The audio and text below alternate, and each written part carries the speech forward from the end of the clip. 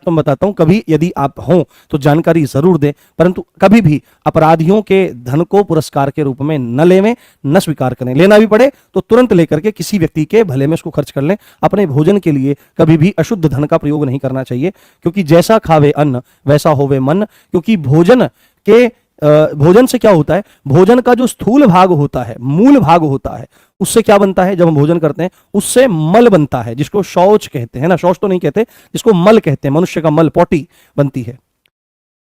जो आपका भोजन का मध्यम भाग होता है उससे रस बनता है, रस है ना, और वो रस फिर रक्त में, रक्त मांस में, मांस अस्थि में, अस्थि मज्जा में, मज्जा मेद में, और मेद से शुक्र का निर्माण होता है, 7 धातुओं का निर्माण होता है।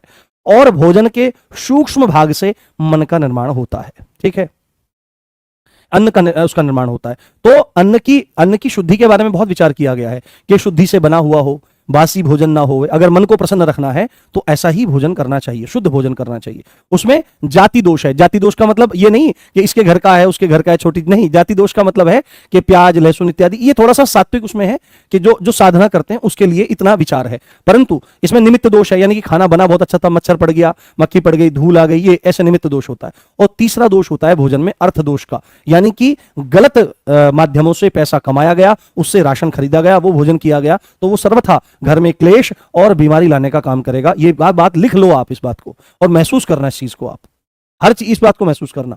और जितना अर्थ शुद्ध होगा, जितना कड़ी मेहनत की कमाई से आप कमाएंगे एक एक रुपया, और उससे आप भोजन करेंगे, तो आपके मन को प्रसन्न रखने वाला होगा, आपके तन मन को पुष्ट करने वाला होगा, और बीमारियां दूर रहेंगी। ये बात आजमा लीजिए, अभी नहीं तो जीवन में आपको पता लग जाएगा। ठीक।